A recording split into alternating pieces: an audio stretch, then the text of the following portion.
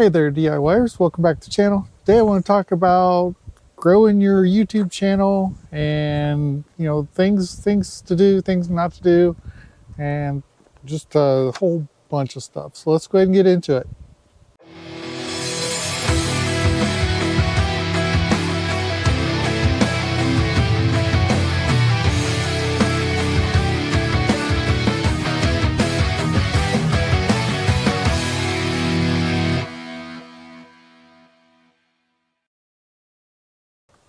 Okay, so I'm 56. You see lots of videos out there that say over 30, over 40, keeps incrementing, why not start a YouTube channel? So I think it's definitely a great idea. Everybody should do. If nothing else, it's a way to document your life.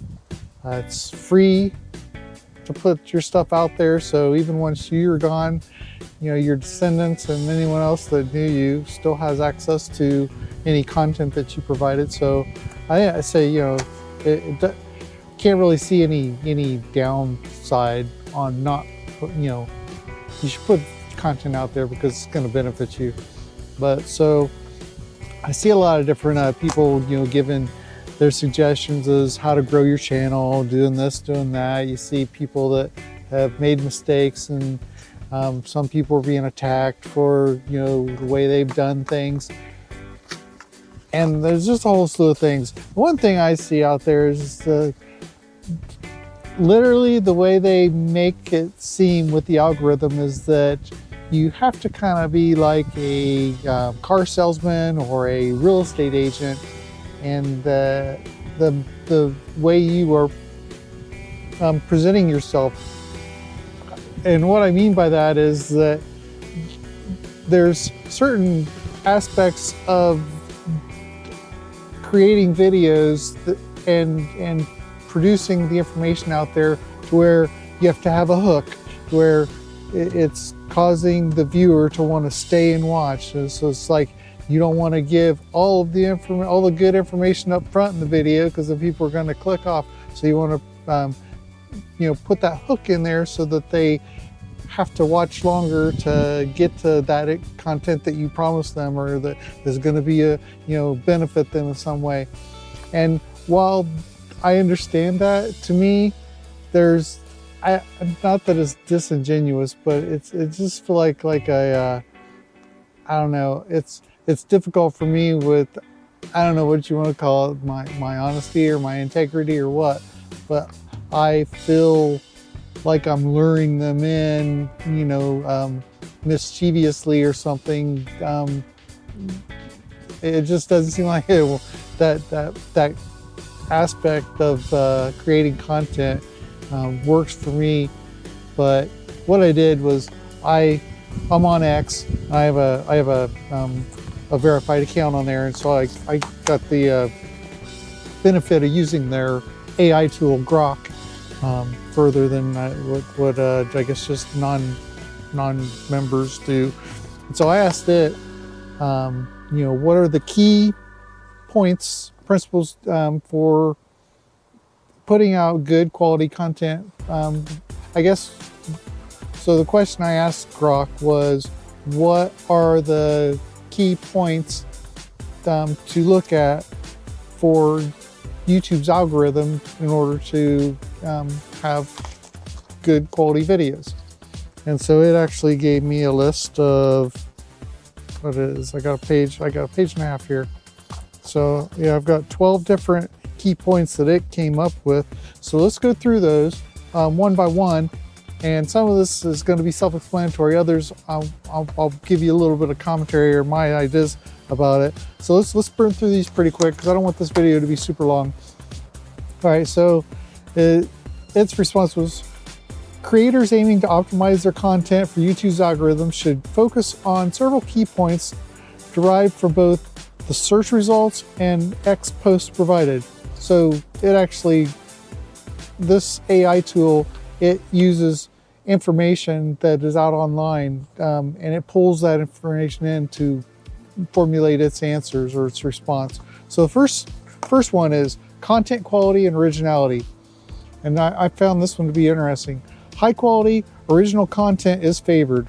Regularly refreshing your approach and content style can prevent your channel from stagnating and encourages the algorithm to push your videos to new viewers. So if you're doing the same old thing, using some type of a template for how you're producing videos, while that may work and keep certain viewers, it's not going to continue to get you new viewers, because it's basically saying you always want to have some type of new thing going on your video to keep it fresh and new. It's just like anything, products that you buy from the store, you know how they're always changing the packaging, updating the graphics on it, whatever. And I think that's what they're talking about, is coming up with fresh stuff. So it's just like you saw there at the beginning of right after I said my intro, I have my Primitive Guy intro that plays a song and shows some of the different things I do. So I've used that now going on a good year. And so based off of that, that's telling me I need to change that up. I already did change it up. For one, I changed the music. I actually had paid someone on Fiverr to create that for me. And then I'd come back and I changed my logo since then. And then I also changed the music. And I like what I got so far, but things like that, I think is what it's talking about. Now the second one is watch time and viewer retention. So watch time is a significant metric. YouTube aims to keep viewers engaged, so videos that retain viewers for longer are prioritized. This doesn't necessarily mean longer videos, but content that keeps viewers interested throughout. So the longer a viewer is watching your video, a higher rate of that video is, and then gets you a better rating in its algorithm. And so that right there is key, is that you want to put out quality content, something that keeps your viewer interested.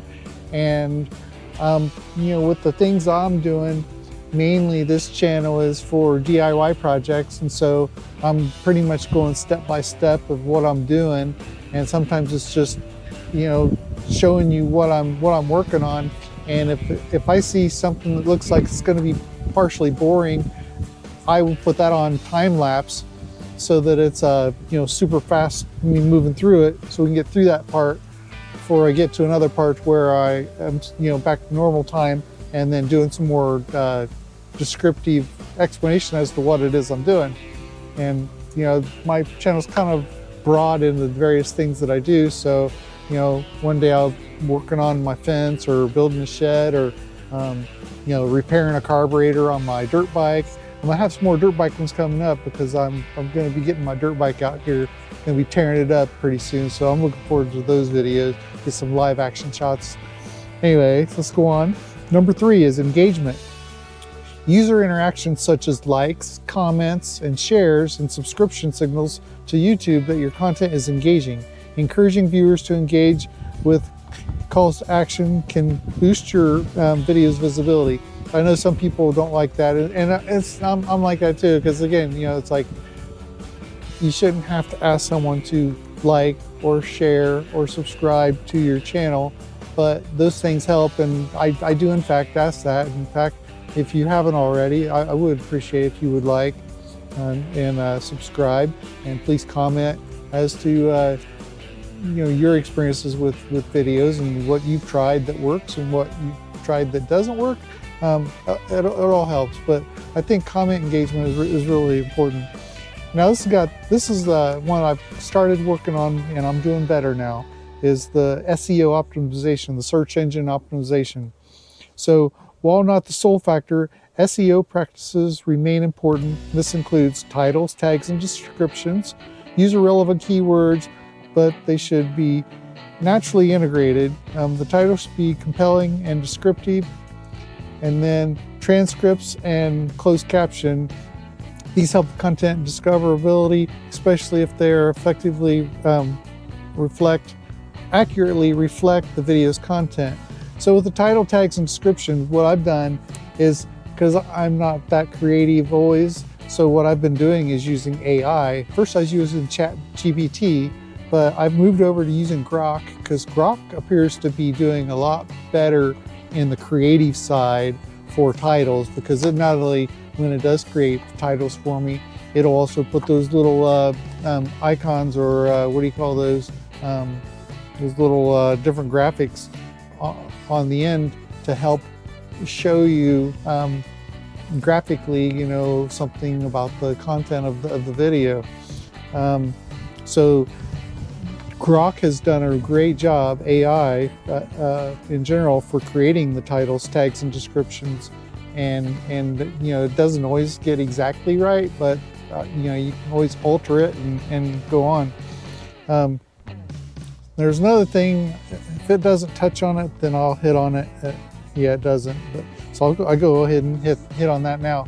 So when you're done rendering, editing your file, before you upload it, you can change the properties, and I'll show you here as I'm describing it. I'll put it up here on the screen. So you can change the properties of your file so that you put that very same title, tag, and descriptions in the file, and you can even give it a rating. And of course, why wouldn't you give it 5 stars? So I don't know how you necessarily do that on a Mac, but on the PC, you just right click on your file, and then you go to properties, and then there you can change the title, you can change the tags, and you put in description. And so I put the very same thing that I use when I'm uploading the file. I put all that in there because from what I understand is that those files that are up in YouTube's library are still searchable via Google. And so when you put that in there, those are going to be searchable and findable, that's the right word, discoverable from Google's search engine. And then, so if someone's searching and any of the title, tag, or descriptions pops up, it'll catch it. And so that's another way your videos can get some more exposure. So I've been doing that on every single one of my videos. I try to always remember to do that.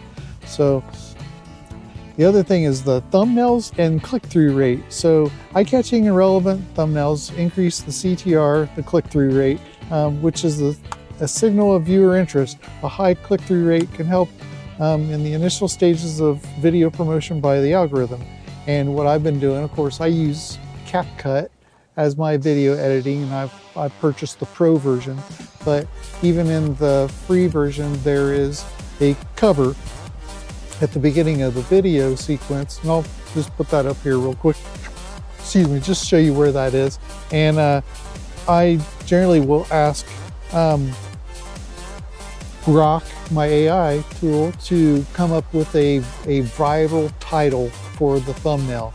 And what I'll do is, rather than using the exact same title that I put in the video description when I'm uploading it, I'll have the screen thumbnail say something completely different or worded differently so that it gives even more reason for the viewer to, grasp onto your video. Because let's say I'm gonna make a video of how to repair a grill.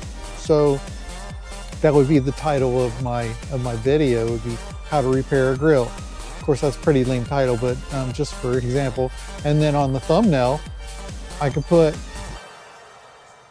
something like propane grill, can it be repaired? So it gives you a different set of eye-catching title for the users to click on. And so I've been doing that. And the other thing with the thumbnails is that I'm using the CapCut to enhance the videos. So generally you'll see some of mine, actually just like on this one, I've been able to figure out how to outline my profile so that it just enhances it. It's like highlighting me, and it's just a little video enhancement, graphic enhancement on the thumbnail. And of course, you always want to try to use eye-catching fonts and colors on your thumbnail as well. So I'm sure that there's probably some videos out there to tell you, about thumbnails just in general, but that's that. All right, moving on. Consistency in posting. Posting regularly helps in building a relationship with both the audience and the algorithm. A constant schedule can lead to better recommendations. So I know I was like trying to do at least once a week. Now I would really like to get where I'm doing one a day, but it's just with my schedule and with the things that are going on, I can't always do that. But I'm going to try to produce more and more videos because that definitely, the consistency seems like it does help the algorithm. All right, number 7 is, this is important, this one right here. Viewer satisfaction. Content satisfies viewers key. This isn't just about the watch time, but about providing value, whether through entertainment, information, or emotional response. So again, your videos need to be entertaining, something that your audience wants to watch. And so, not everything everybody produces is going to be, something that somebody wants to watch, but, it's just getting to know your audience. And, basically the videos that I'm producing are things that other people have interest in. And, that's really key. Yeah, let's just move on from there. So number 8 is personalization. YouTube's algorithm personalizes recommendations based on the user's history and behavior. Thus, understanding your audience interest and catering content to them can lead to better recommendations. And that's just self-explanatory. So basically, it kind of goes on, with the viewer satisfaction. You want to produce content that, keeps your viewers interested, and hopefully the content that I am producing is interested to you, because it's interesting to me, and so this is the very same type of videos that I search out. Anyway, trending and popularity. While not everything, popularity in terms of quick view growth can help a video trend. However, this should be a natural outcome of creating engaging content rather than the goal itself. So that's that. Let's move on. Algorithmic learning. The algorithm evolves. Learning from the user's behavior, creators should stay updated with changes on how YouTube recommends videos, as strategies may shift. And again, that's because YouTube is always forever changing their algorithm, and it's never going to be the same from one day to the next. Well, not necessarily that frequently, but you understand what I'm saying is that, they always change key factors that affect their algorithm, and it's good to stay up on what those trends are. And if you don't know, you can always search out on YouTube to find what is working for other people, and they'll give you recommendations on how to best optimize your videos to fit that algorithm. All right, then avoid misinformation. Okay, so it says YouTube has algorithms to reduce the spread of harmful misinformation. Adhering to community guidelines and providing accurate information can prevent negative impacts on your channel's visibility. So I think this one probably goes more for things that are like what's been happening on social media ever since, especially the last 2 elections, but I know on various platforms, and YouTube's one of them for sure, is they will filter content. They do shadow ban you is what it's called. I know like Facebook has been very popular with known to hide content that they disagree with. They call it misinformation, but it's just, it's an alternative. It's just talking about, like during COVID, the whole thing about, they're saying that taking the shots was the best cure, and others was, using these alternative medications like ivermectin and hydroxychloroquine. And so that stuff was being shadow banned. And so I think YouTube has definitely participated in a lot of that.